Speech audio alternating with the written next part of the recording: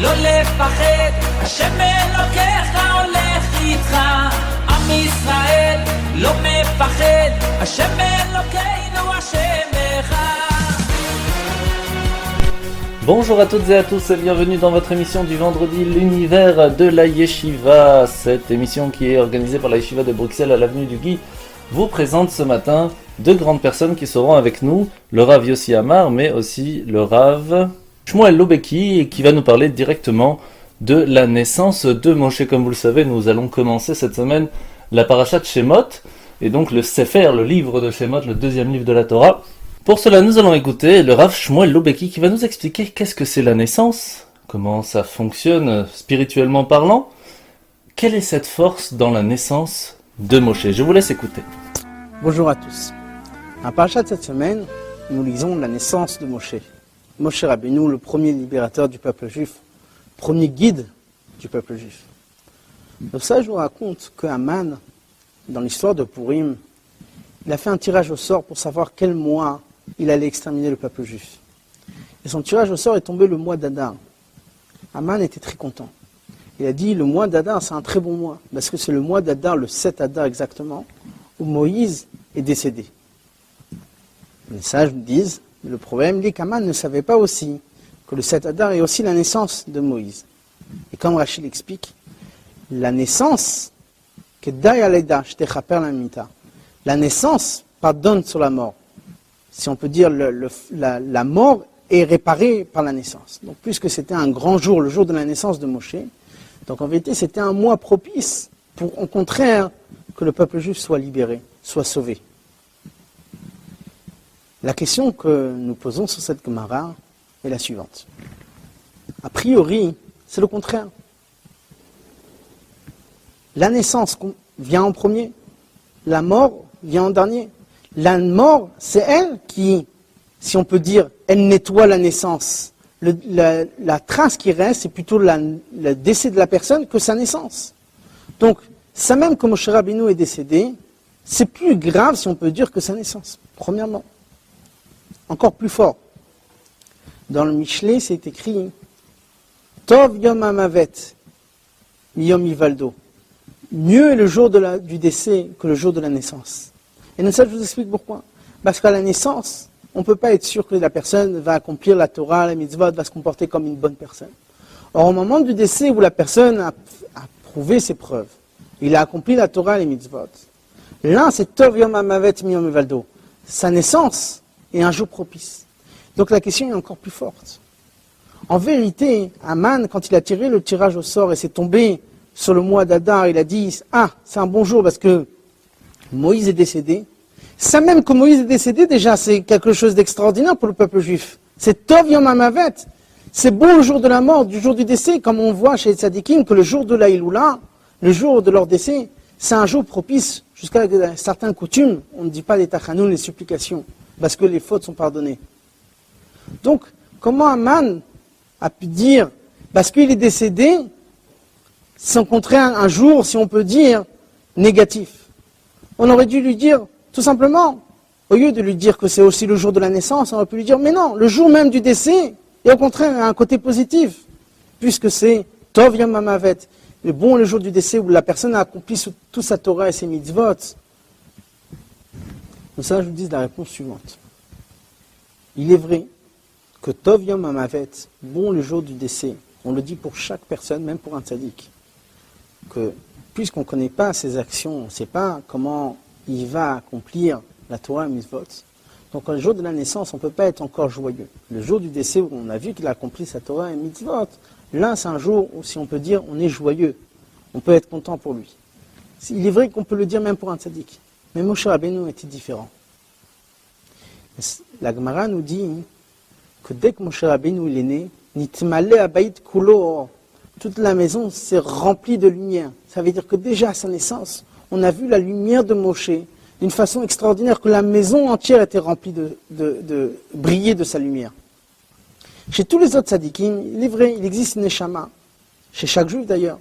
Quand il descend, quand il naît, il y a une nouvelle neshama qui vient à l'intérieur du corps, une nouvelle âme. Donc c'est un moment joyeux si on peut dire. Mais le problème il est que cette neshama, on ne la voit pas, elle est cachée. Chez Moshe Rabbeinu, dès qu'il est né, on a vu déjà la capacité, la force qu'il avait de pouvoir déjà donner la Torah au peuple juif. Nitmaleh abayit kulo or. Toute la maison s'est remplie de lumière. Et c'est pour ça que malgré que le jour que c'était Zayin Adar, c'était le jour du décès de Moshe Rabbeinu, mais déjà à sa naissance, on a vu le potentiel que Moshe Rabbeinu avait de pouvoir donner la Torah. Déjà à ce moment-là, il y avait le or. Et donc,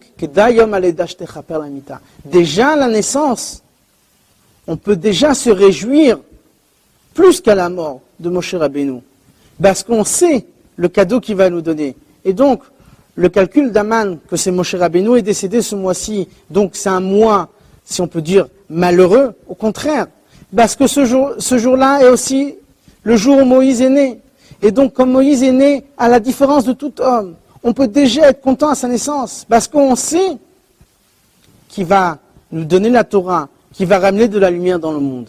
Et donc, rien que par ce mérite-là de sa naissance, le peuple juif peut être sauvé, peut être libéré de ce décret d'Aman. Au revoir à tous. ממצרים גייסונו, מבייס אבודים פדיסונו.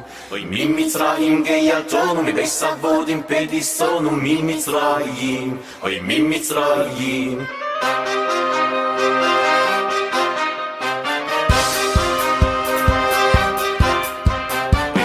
ממצרים גייסונו, מבייס אבודים פדיסונו. ממצרים גייסונו, מבייס אבודים פדיסונו, ממצרים, אוי ממצרים, אוי ממצרים גייסונו, מבייס אבודים פדיסונו, ממצרים, אוי ממצרים, ממצרים גייסונו, מבייס אבודים פדיסונו, ממצרים, אוי ממצרים, אוי ממצרים גייסונו, מבייס אבודים פדיסונו, ממצרים, אוי ממצרים. ממצרים גייסונו, מבייס אבודים פדיסונו, ממצרים, אוי ממצרים, אוי ממצרים גייסונו, מבייס אבודים פדיסונו, ממצרים, אוי ממצרים.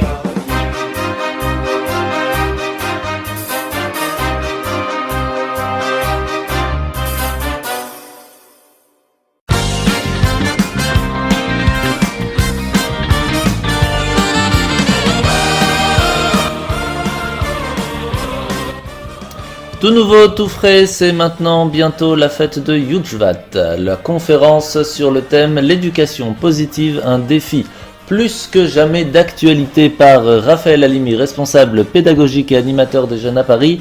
Ce sera le dimanche 5 février 2017 à 19h45 au 159 avenue du Guy à 1180 Bruxelles. Pour toute information, veuillez me contacter au 0484 969 303. Je vous rappelle, la Yeshiva organise une conférence pour Yujvat sur le thème l'éducation positive, un défi plus que jamais d'actualité par Raphaël Halimi, responsable pédagogique et animateur des jeunes à Paris, dimanche 5 février 2017 à 19h45. Je vous rappelle mon numéro de téléphone, le 0484 969 303.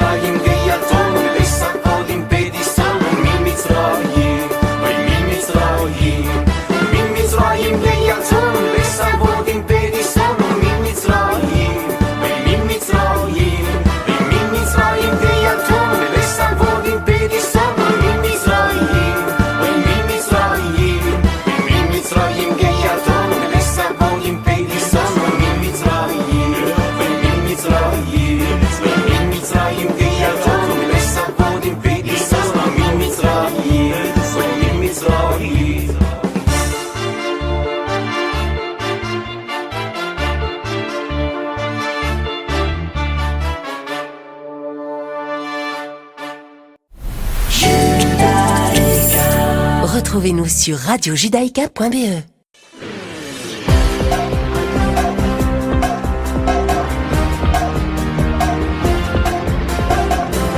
Nous revoilà sur Radio Judaïka. Eh bien, sachez-le, il y a une grande question qui se pose dans cette parasha Shemot.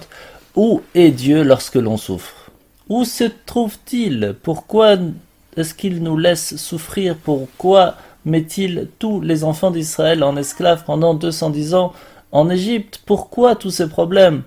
Eh bien, écoutons la réponse de Rav Yossi Amar du Bet Rabad de Seine-et-Marne. Et je vous laisse écouter cette réponse. Où est Dieu lorsque l'on souffre? Bonjour à tous. La paracha de cette semaine s'appelle Shemot, les noms. Plus exactement, nous commençons le deuxième livre du Pentateuque, appelé l'Exode. Une des fameuses questions qui reste parfois sans réponse quand une personne souffre, quand des parents sont au chevet du lit d'un enfant malade, que Dieu nous en préserve, ou quand un malheur arrive, souvent la question qui se pose, où se trouve Dieu? Est-ce que Dieu est présent avec nous dans cette souffrance? Où était Dieu dans les chambres à gaz? Où était Dieu lors de la souffrance de notre peuple en Égypte? Et ainsi, durant toute notre histoire, la question qui revient sans arrêt, mais où est Dieu quand le peuple juif souffre? Cette semaine, une fois que nous voyons dans la paracha la naissance du futur libérateur du peuple juif, dirigeant du peuple juif, Moshe, Moïse, nous voyons comment, à la fin, quand Dieu le nomme, d'aller pour libérer le peuple juif qui a subi cette atrocité, cet difficile exil en Égypte, avec ses travaux forcés, durant 86 ans. Voilà que Moïse refuse à plusieurs reprises, et il dit à Dieu qu'il n'est pas l'homme pour aller sauver le peuple juif. Il n'arrête pas de trouver différentes excuses.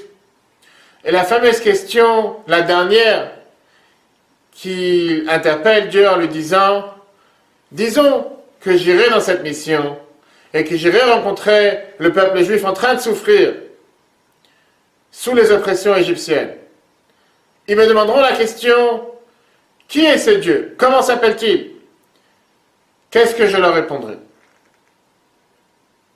Le rabbi nous fait la remarque en disant, mais apparemment cette question nous paraît bizarre. Est-ce que c'est la première fois dans la Torah que nous parlons de Dieu? On sait très bien que les patriarches et leurs descendants, même avant d'avoir reçu la Torah, ils l'ont pratiquée.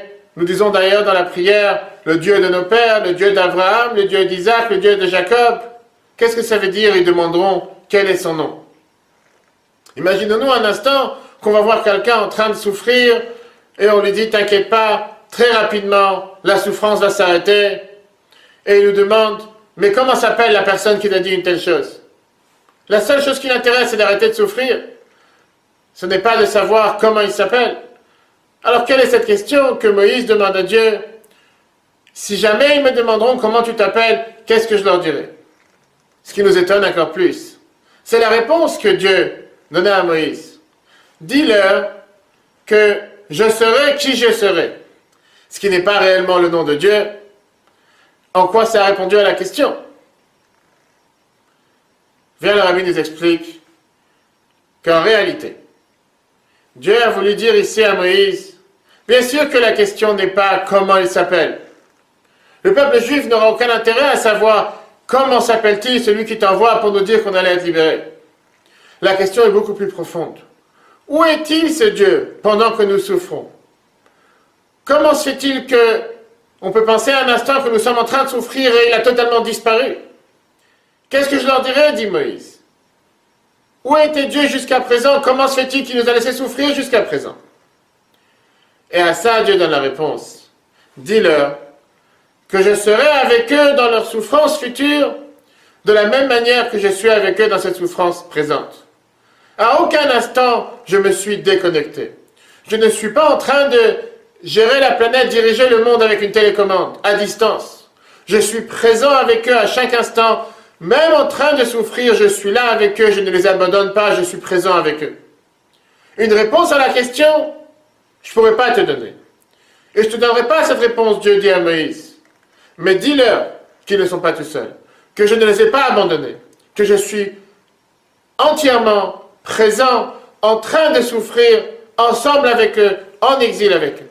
Et d'ailleurs, une allusion à cette idée, c'est le fait même que Moïse, à la première rencontre où Dieu lui demanda de venir et d'être celui qui va libérer le peuple juif, c'était à l'intérieur de ce fameux buisson ardent. Quelle était l'idée derrière ce buisson ardent qui est plein de pics? Justement, Dieu a voulu lui dire, tu vois, comme dans cet endroit-là, c'est un endroit où il y a des douleurs, il y a des souffrances, c'est pas une plante agréable. Dis-leur que dans leur souffrance, je suis aussi avec eux. Alors la question qui peut se poser, mais qu'est-ce que je gagne? Qu'est-ce que nous gagnons de savoir que Dieu est présent dans notre souffrance? La réponse est énorme. Car le fait de savoir que nous ne sommes pas tout seuls, le fait de savoir que Dieu est présent aussi avec nous, ça nous donne le courage, la volonté, la possibilité de continuer à prier, de demander que les souffrances s'arrêtent. Comme l'a bien écrivait en 1956 au président de l'État d'Israël à l'époque, que quand Mashiach sera là, à ce moment-là, nous comprendrons les souffrances que nous avons subies pendant l'exil. Parce qu'aujourd'hui, nous n'avons pas la possibilité de comprendre. Nous sommes de simples créatures, limitées, matérielles, et nous ne comprenons pas les chemins de Dieu. Ne perdons pas espoir. Ne pensons pas un instant que quand le peuple juif souffre, quand une personne souffre, Dieu l'a abandonné. Bien au contraire, il est présent avec nous. Très bonne journée à tous et à la semaine prochaine.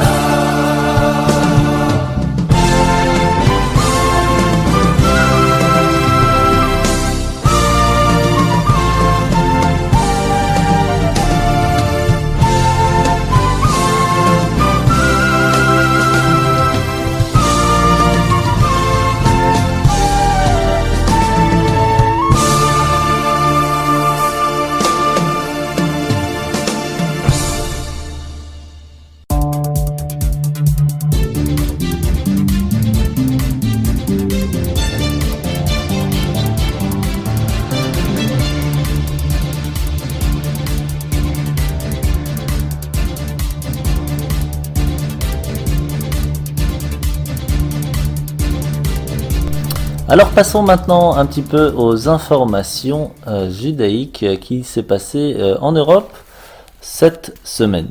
En premier lieu, bien sûr, parler de la levée du corps du Av Beddin, le Rav Mordechai Beninov, qui nous a quitté cette semaine, dont nous souhaitons une condoléance, bien sûr, à toute la famille.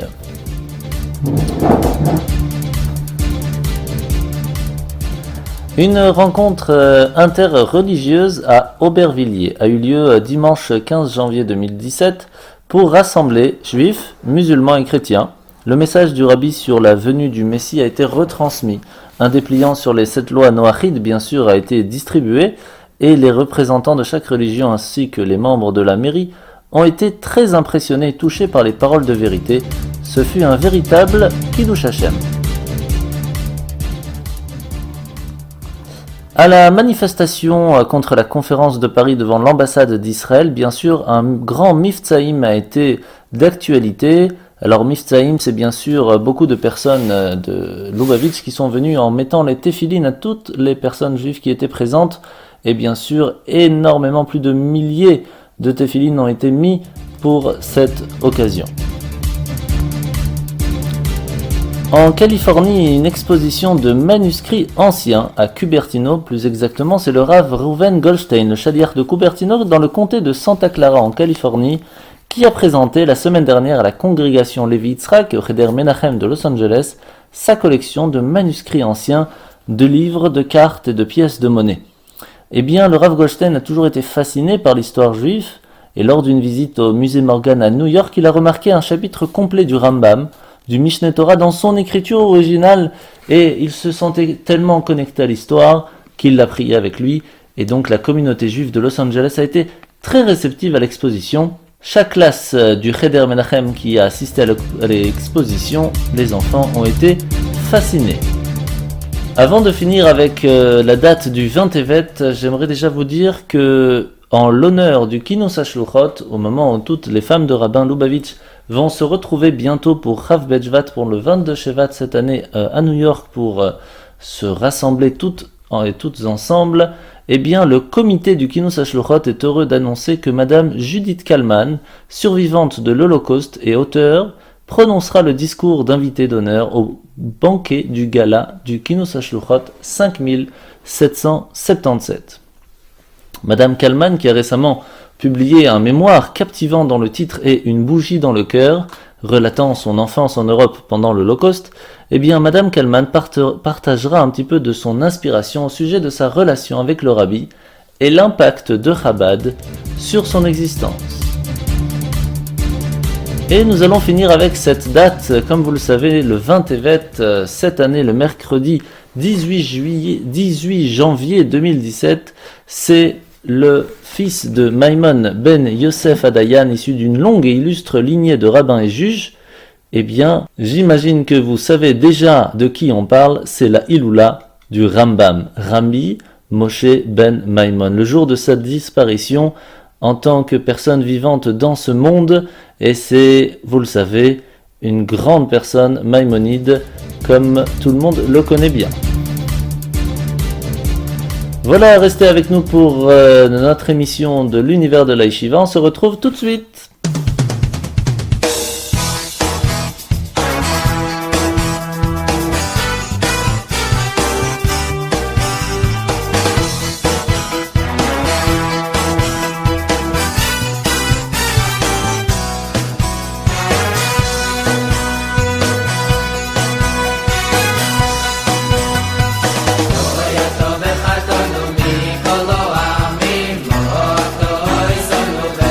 Sabon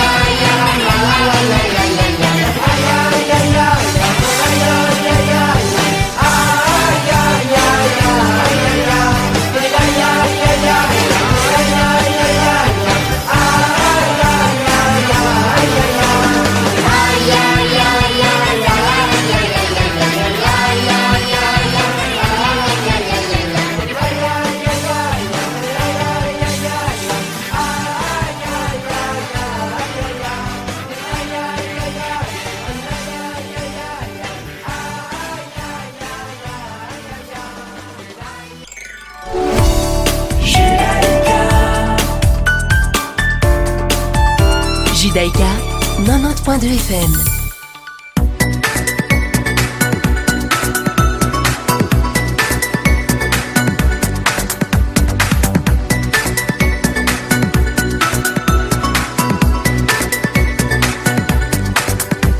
Passons maintenant à la partie de Yeladim. Oui, un petit moment pour les enfants, pour leur donner un petit mot sur la paracha. Comme je vous l'ai dit, nous sommes parachat Shemot, la paracha des noms, et pourtant on ne voit pas tellement de noms dans la paracha, comme par exemple Shifra et Poua, qui étaient en fait Yocheved et Myriam, la mère et la sœur de Moshe. Même Moshe, comme vous le savez, Moshe c'est un prénom égyptien, ce n'est pas un prénom hébreu. Le prénom hébreu de Moshe, en fait il en a plusieurs. Il y a sa mère qui l'a appelé Yekutiel, son père qui l'a appelé Yered, etc. Donc on voit que la paracha des noms est assez spéciale, la paracha de Shemot, d'où nous parlons le début du commencement de l'Égypte. On n'oubliez pas non plus, messieurs, dames, que nous sommes pendant les semaines Shovavim. Alors les jours de Shovavim correspondent en fait aux initiales des parachiotes lus chaque Shabbat à partir de maintenant, donc Shemot, Vaera, Bo, Beshalach, Yitro et Mishpatim. Et on a l'habitude, dans une année embolismique qui compte un mois supplémentaire dans la période hivernale par rapport aux autres années, de jeûner 8 fois tous les jeudis. Ces jeûnes sont considérés comme des jeûnes volontaires. En revanche, il n'est pas nécessaire d'accepter ce jeûne sur soi la veille lors de la tfila de Mincha parce que ce sont des jeûnes fixés uniquement pendant les années embolismiques. S'il y a 10 personnes qui jeûnent, on va carrément lire la paracha habituelle des jours de jeûne, pour vous dire tellement c'est important. Pourquoi les jours de Shovavim, donc à partir de maintenant pendant les 6 prochaines semaines, c'est tellement important?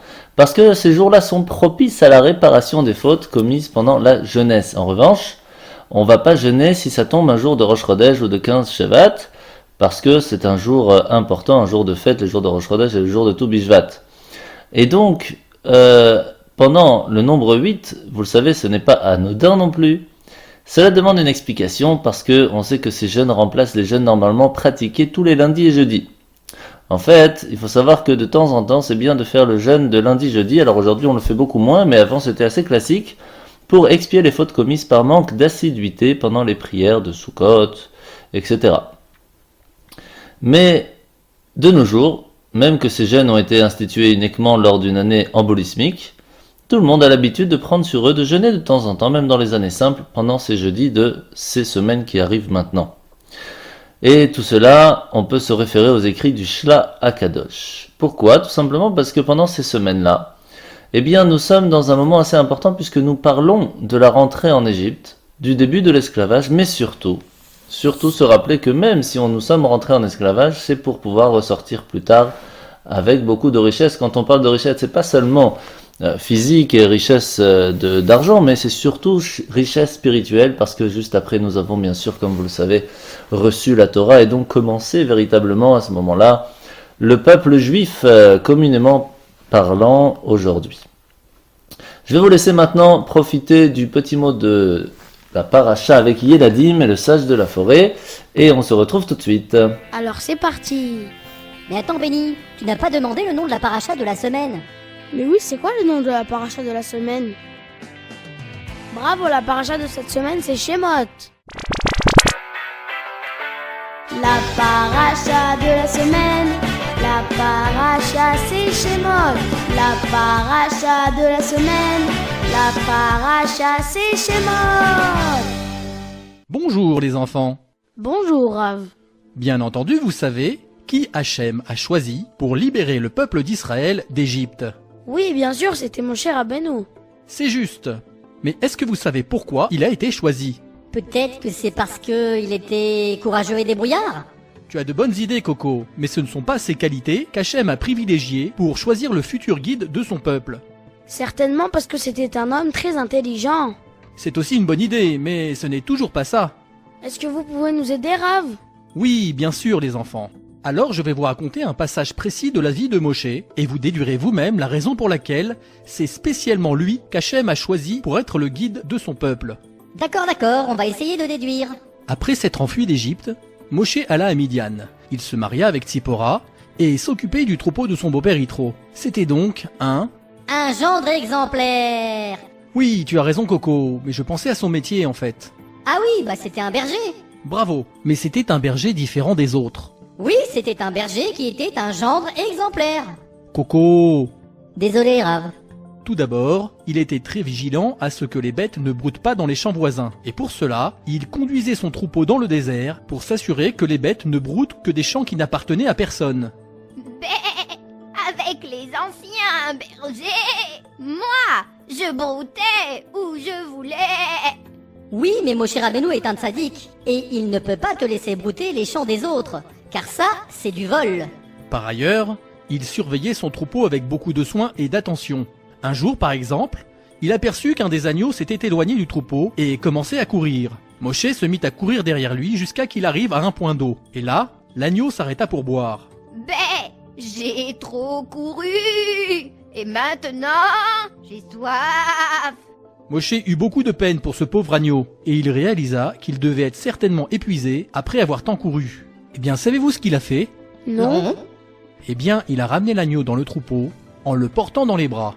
Ah, je pense avoir compris. On voit dans ces deux exemples qu'il surveillait son troupeau comme un père surveille ses enfants, avec douceur et amour. Comme lorsqu'il a porté la bête dans ses bras. Mais en même temps avec droiture pour l'empêcher de faire des avérotes. Comme lorsqu'il leur a évité de brouter dans les champs voisins. Bravo les enfants, vous avez tout compris. Shabbat Shalom les enfants. Écoutez le changement.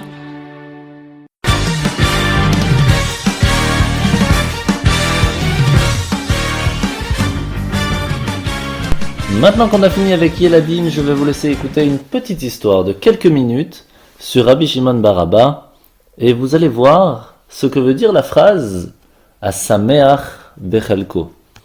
Être content de ce que l'on a, se contenter de ce qu'on a.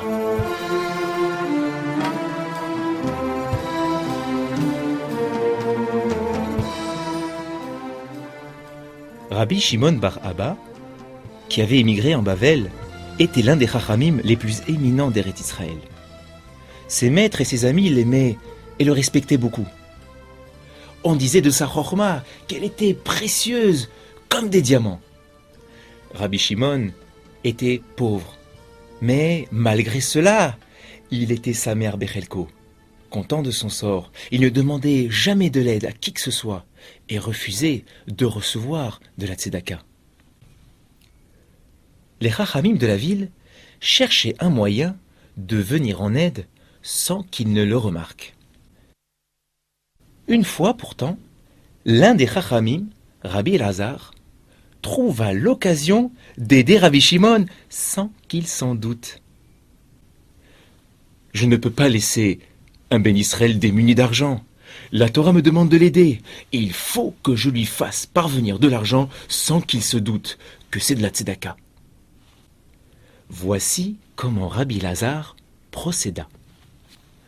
En marchant sur la route, Rabbi Elazar remarqua que Rabbi Shimon le suivait à courte distance. Comme d'habitude, il était absorbé dans ses pensées et méditait sur des pirouchim de la Torah. La tête baissée, il ne voyait pas ce qui se trouvait devant lui. Son regard se posait seulement sur le sol. Rabbi Elazar profita de l'occasion pour agir.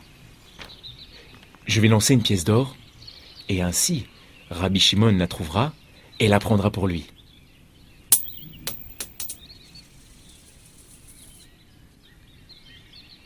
Rabbi Elazar continua à marcher sans regarder derrière lui.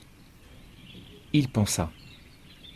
Ne sachant pas à qui la rendre, il la prendra pour lui-même, car telle est la halacha de la Torah. En effet, des pièces trouvées dans un milieu public, à condition qu'il n'y ait pas de siman, de signe distinctif, elles peuvent nous appartenir. Rabbi Shimon trouva la pièce d'or et la ramassa. « Oh, une pièce d'or, mais à qui vais-je la rendre ? Mais c'est Rabbi Elazar au fond. Je vais le rattraper, il est certain que cette pièce est à lui. » Rabbi Elazar ! Rabbi Elazar ! Rabbi Elazar, regardez ce que j'ai trouvé. Ce dinar vous appartient certainement, car je n'ai vu personne d'autre marcher devant moi sur la route, à part vous. Oh, Rabbi Shimon, d'où savez-vous que ce dinar m'appartient? Des passants ont marché ici aussi, avant moi. Quelqu'un a dû perdre la pièce. Elle ne porte aucune marque particulière. Or, lorsque l'on trouve de l'argent sans aucun signe distinctif, dans un lieu public, comme c'est le cas pour vous, alors vous savez très très bien qu'on n'a pas à se soucier de le rendre. Rabbi Shimon reconnut que l'argument de Rabbi Lazare était juste. Il n'hésita plus. En effet, d'après la Torah, le dinar trouvé lui appartient. Rabbi Lazare se réjouit. Hachem avait fait réussir son plan.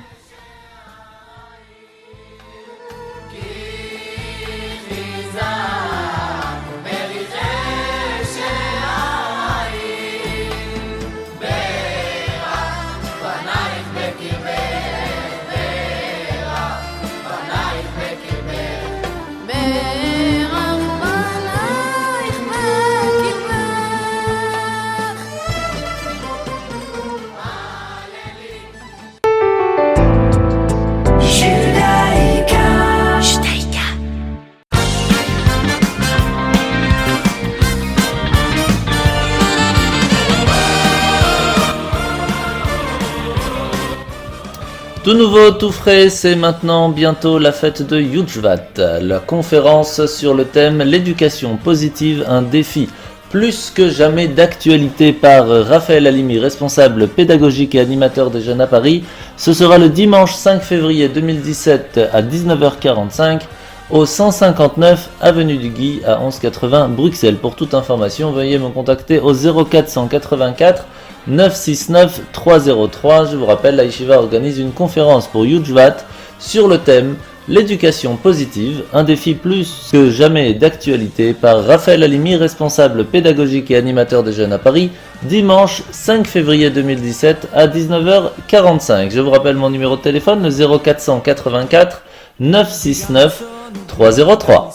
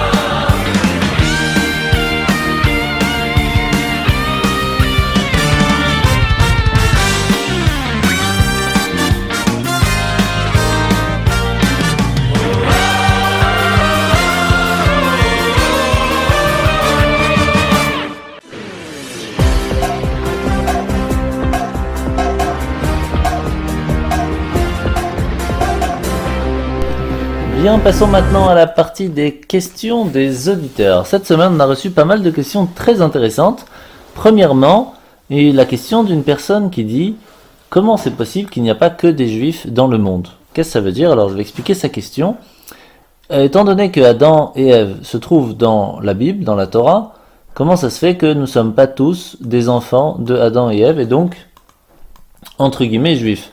Alors il faut savoir que Adam et Ève, c'était des personnes, pas spécialement avec le mot juif, étant donné que la première fois où on entend le mot Israël dans la Torah, c'est Yaakov, puisque Yaakov Avinu, Yaakov Jacob, devient, par l'entremise de l'ange, être appelé Israël. C'est pour cela que lui et tous ses enfants, donc à partir des 12 tribus et tous les descendants qui arrivent après, sont appelés les enfants d'Israël. Et à quel moment ça s'est véritablement fait? Au moment où nous avons reçu la Torah, c'est à ce moment-là que tout le peuple a été choisi, et donc à ce moment-là est appelé les Bnei Israël. Par contre, avant que nous recevons la Torah, on était encore appelés des Hébreux, étant donné que c'est Abraham le premier qui est appelé Hébreu. Que veut dire Hébreu? En hébreu, le mot Hébreu se dit Ivri. Ivri qui veut dire différent des autres, il passe de l'autre côté. Le monde entier était pour les idoles, pour les statues, se prosterner devant le soleil, la lune, etc. Alors que Abraham, non, lui, il préférait se prosterner devant Dieu seulement. Et bon, vous connaissez toute l'histoire avec Abraham et Sarah, etc., etc. Et donc, on voit que tout celui qui a suivi les enseignements d'Abraham, eh bien, est marqué dans la Torah et a reçu une partie de ses bénédictions. C'est pour cela que Yitzhak a reçu toutes les bénédictions de Abraham, alors que Ishmaël a reçu qu'une petite partie. La même chose pour Yitzhak qui a continué le chemin de Abraham. Eh bien, il a donné sa bénédiction à Yaakov, alors que Esav n'a reçu qu'une partie. C'est donc comme cela qu'on peut répondre à cette question tout simplement. À partir de Adam et Ève, on ne parlait pas encore de juifs, mais de l'humanité tout simplement.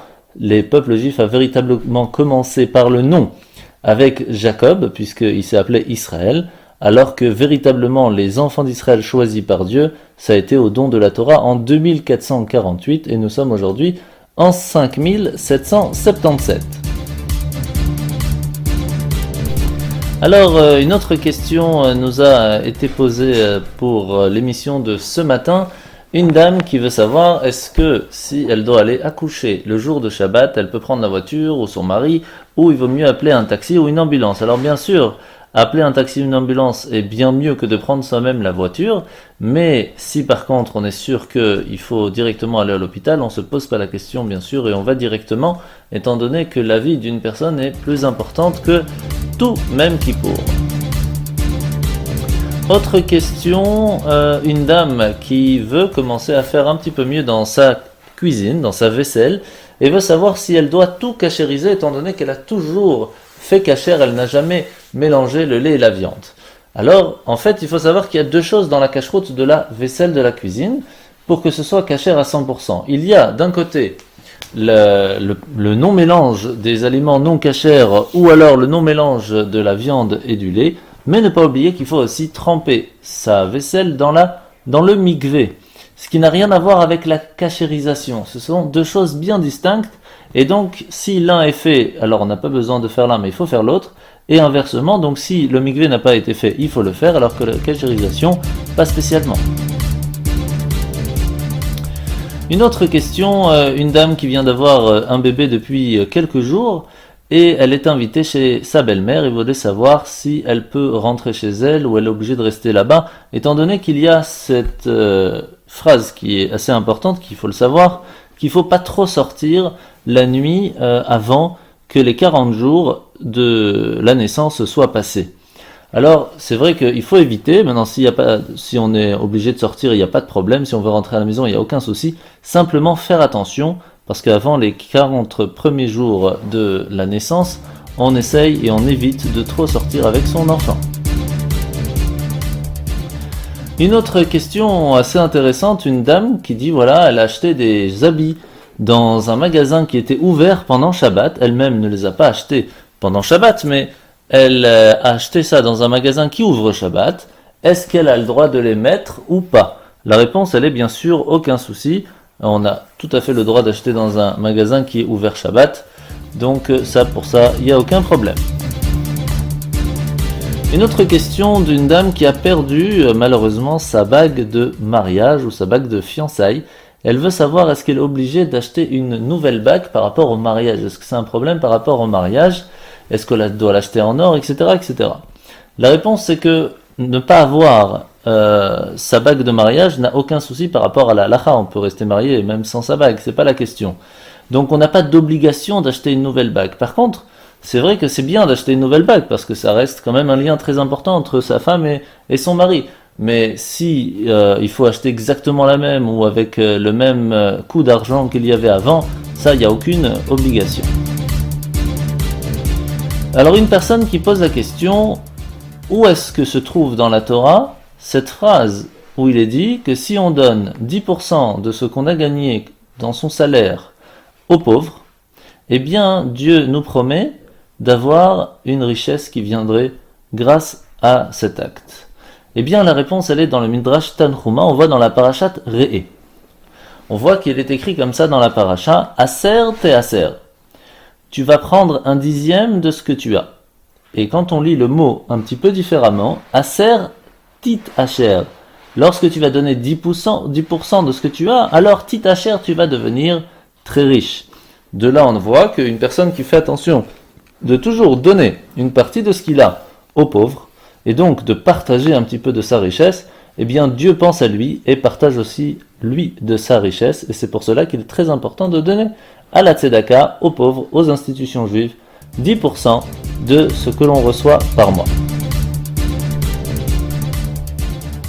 Et une dernière question pour ce matin, est-ce qu'il faut absolument vérifier les olives lorsqu'on les achète dans des conserves ou autres? La réponse est non, aucun problème de vérifier des olives. Les vers ne vont pas se mettre dans les olives lorsqu'ils sont déjà dans des bocaux en verre ou autres, et donc vous pourrez les manger tranquillement.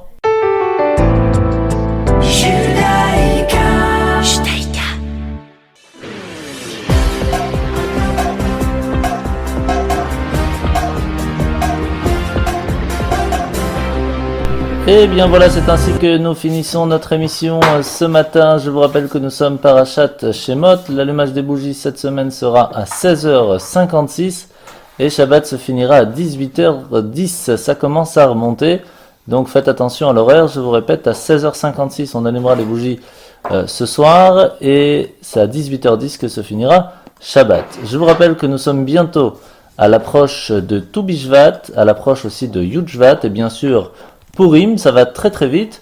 Alors n'oubliez pas qu'il y aura une conférence pour Yud Shvat. Donc la conférence sera sur le thème l'éducation positive, un défi plus que jamais d'actualité par Raphaël Halimi, un responsable pédagogique et animateur des jeunes à Paris. Ce sera le 5 février 2017 à 9h45 à la Yeshiva, l'avenue du Guy numéro 159 à 1180 Bruxelles. Je vous rappelle donc le dimanche 5 février 2017 à 19h45 à la Yeshiva au 159 avenue du Guy, et cette conférence sera sur le thème l'éducation positive, un défi plus que jamais d'actualité. Je vous souhaite à tous et à toutes de passer un très très bon Shabbat et bien sûr nous nous reverrons la semaine prochaine. Shabbat Shalom. עם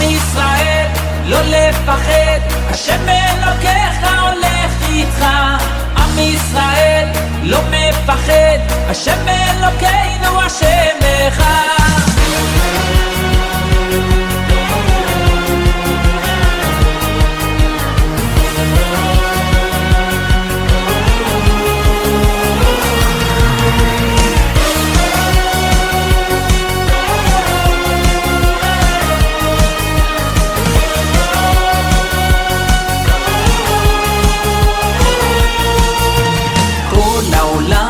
גשר צר, והעיקר לא לפחד כלל, ומלמעלה הוא שומר, צר ואויב לא יתקרב, אח לאח ויד ביד, ישראל זה עם אחד, ומלמעלה הוא עוזר, שומר שומר ישראל.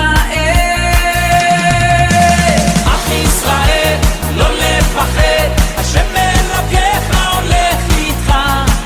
ישראל לא מפחד, השם אלוקינו השם אחד. עם ישראל לא לפחד, השם אלוקיך הולך איתך. עם ישראל לא מפחד, השם אלוקינו השם אחד.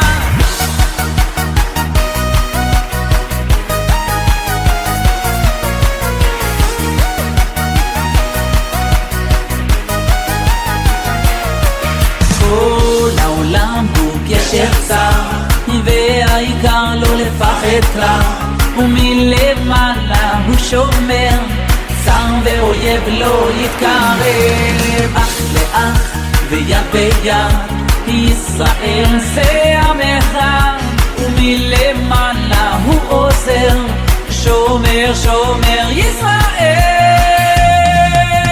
עם ישראל לא